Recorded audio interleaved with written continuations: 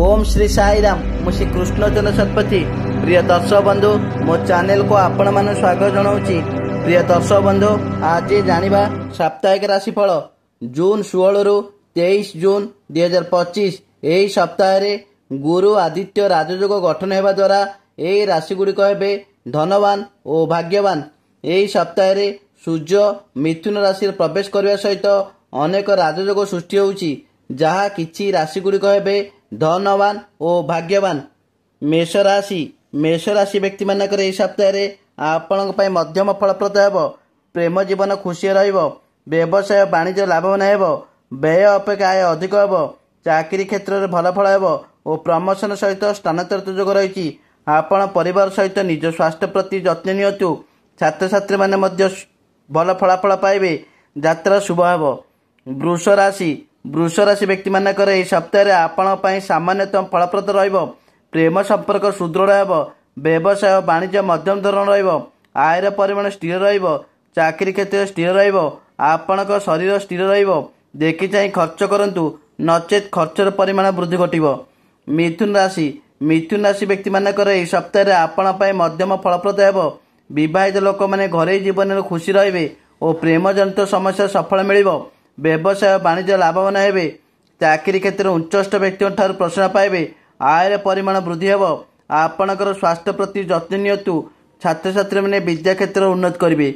कर्कट राशि व्यक्ति मानकर सप्ताह आपण बहुत भल अछि। ए सप्ताह प्रेमी जुगल भल हेबो। व्यवसाय वाणिज्य मध्यम धरण रहिबो। आयर परिमाण स्थिर रहिबो। चाकरी क्षेत्र सफल पाइबे। सप्ताह मध्य भाग भ्रमण योग रही।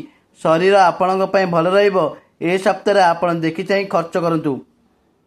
सिंह राशि व्यक्ति माने सप्ताह मध्यम धरण चलिबो। वाणिज्य और व्यवसाय क्षेत्र स्थिर रहिबो। आयर परिमाण सीमित रहिबो। चाकरी क्षेत्र में देखि चाहि चलंतु। स्वास्थ्य स्थिर रहिबो। प्रेम संपर्क मध्य रहिबो। आपणक शरीर और परिवार शरीर प्रति जत्न नियंतु। छात्र छात्री माने उन्नति करिवे। कन्या राशि व्यक्ति मानक सप्ताह आपणक समय बहुत भल अछि। तुमे तुमर क्यारियर भल प्रदर्शन करिवो। तुमर कठिन परिश्रम जो सब क्षेत्र उन्नति करिवो।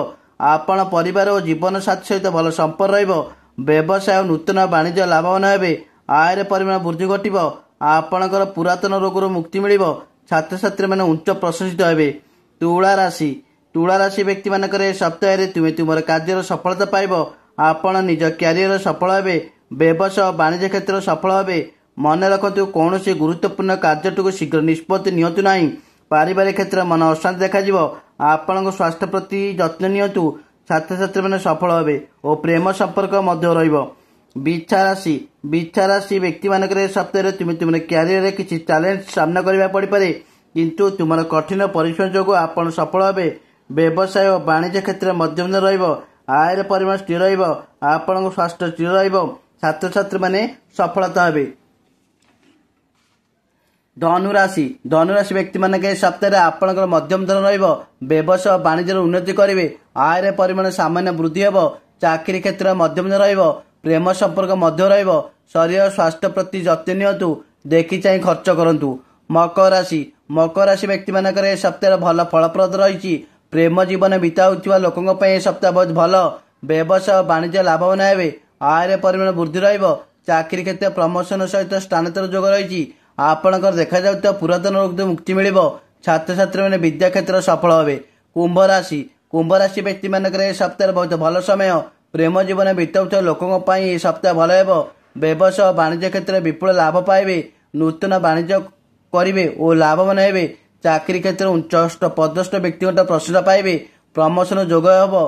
पुरातन रोग मुक्ति मिलिबो। दूरयात्रा सफल हेबो। छात्र छात्री माने विद्या क्षेत्र सफल हेबे। मीन राशि व्यक्ति मानक सप्ताह सामान्य आपण फलप्रद रहिबो। प्रेम जीवन बिताउଥିବା व्यक्ति संपर्क भल रहिबो। व्यवसाय वाणिज्य क्षेत्र सफल हेबो। आयर परिमाण स्थिर रहिबो। चाकरी क्षेत्र भल रहिबो। आपण स्वास्थ्य समस्त भल रहिबो।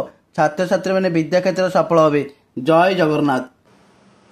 प्रिय दर्शक बंधु जदि मो भिडियोटी आपण मानक भल लगुथाए तेबे भिडियो रे लाइक देबे, कमेंट करिवे एवं भिडियोटी को शेयर कर देबे। आउ चैनल टी को सब्सक्राइब करने को भूलिबे नहीं। जय जगन्नाथ।